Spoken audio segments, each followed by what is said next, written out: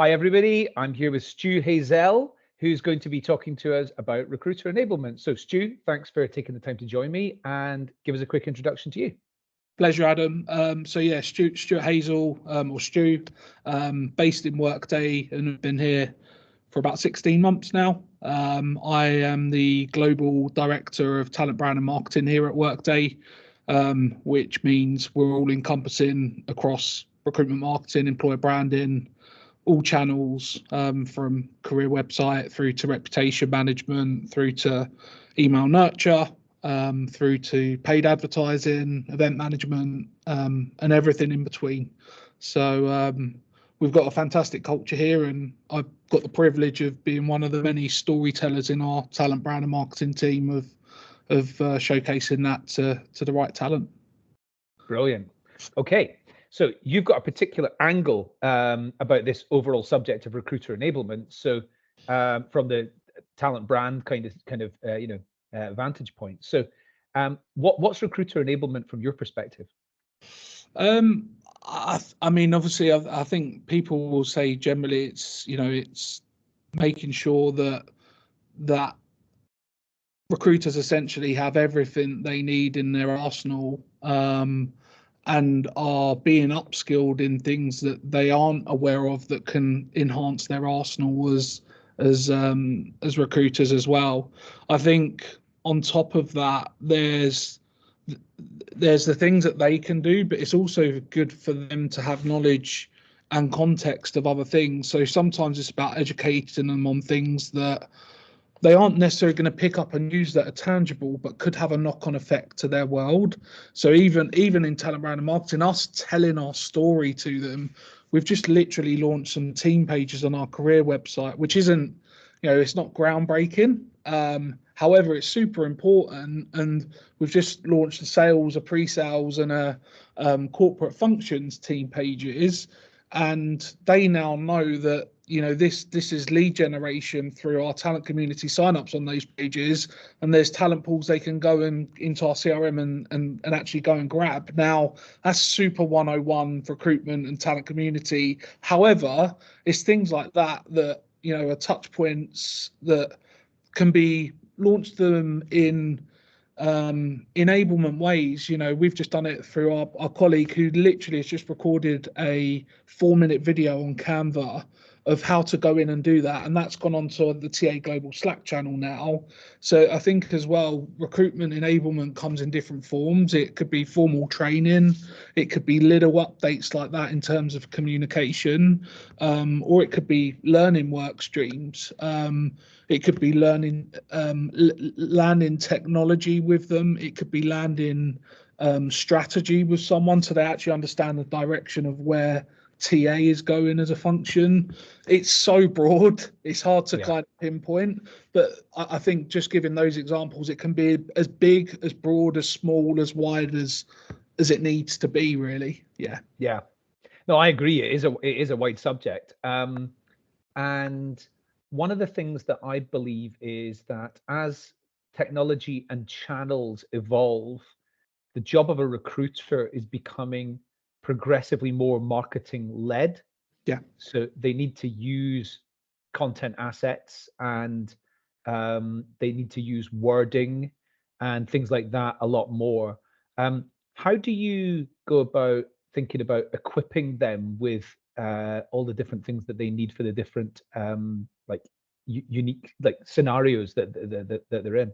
Yeah, so we do. I mean, for me as well, with education enablement, it's always about segmenting your audiences. So there'll be some recruiters that get it, can pick it up, have the skill set to write InMail.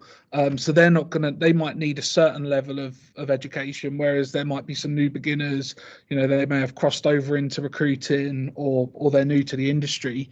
So first things first is segmenting your audiences. And then understanding and building the education for them based on their competencies. And that's simply asking before you build anything, actually asking what they'd find useful. And so many people learn in different ways. So a checklist might be something great for somebody. They can literally tick it off. Oh, step by step, here's how I do this. Whereas someone might need a visual video because they're a visual learner. So I think first and foremost, in terms of, the education that we provide, it's about understanding your audiences and then providing them in different ways. So in terms of things like messaging, especially getting them to understand the EVP before the message, right?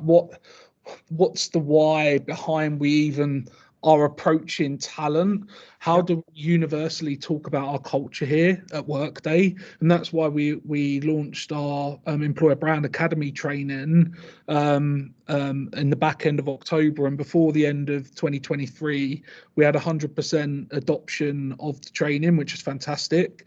And since we've had new recruits in 2024, it's become part of the TA onboarding process and mandatory training as well. So they need to understand the core bits of before the messaging, but obviously we have things like InMail guides and copy and paste guides, and we'll do check-in sessions. We'll use data to look at and champion people that are doing great outreach, and then equally as well, it's we're on this journey of content gen in ourselves. We literally launched our blog this year, so we never had a home for it previously, and again, these are all startup and foundational things for doing all the big and shiny things that we want to do.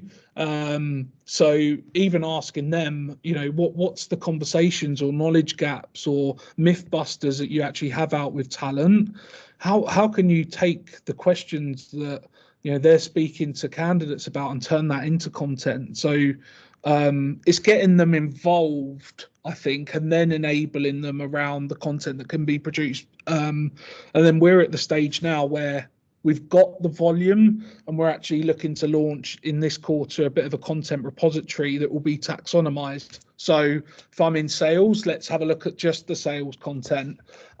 If I'm speaking to a female candidate, for example, they might find it really interesting about a female in tech piece of content that we've got as well. So understanding the audience, filtering and taxonomizing that content and giving it to them, but obviously enable them in different ways. As I say, we've got video content for the visual learners.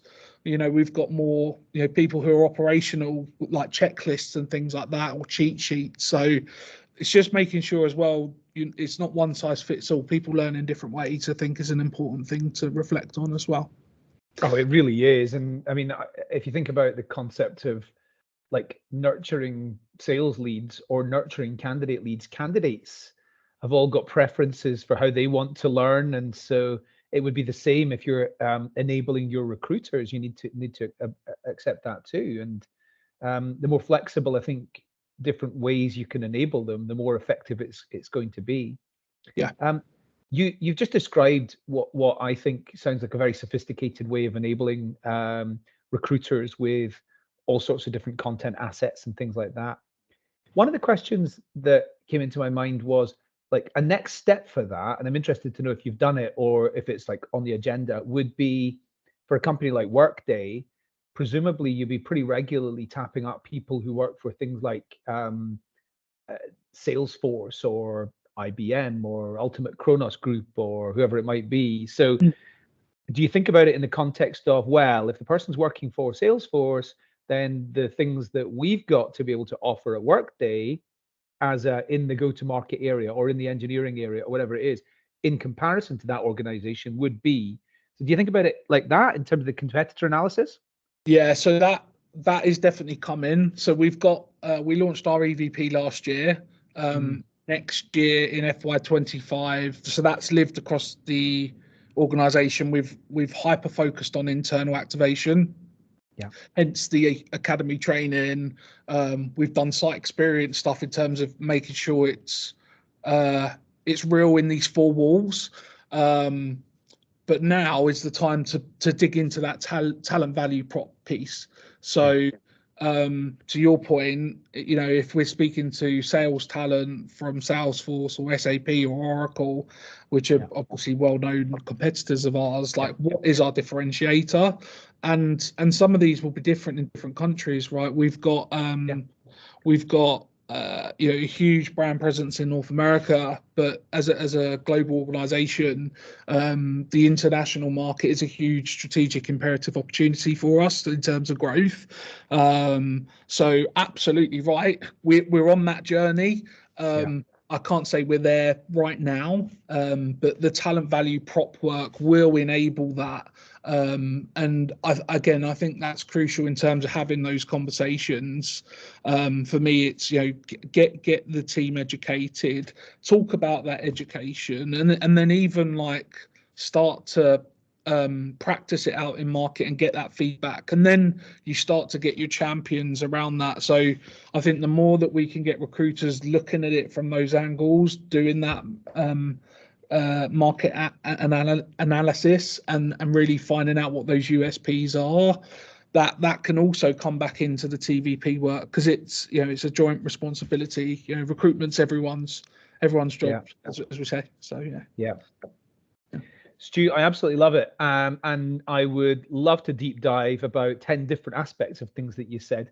We can't do it on this session, but you know, hopefully we can come back and talk about some of these other things in a bit more detail.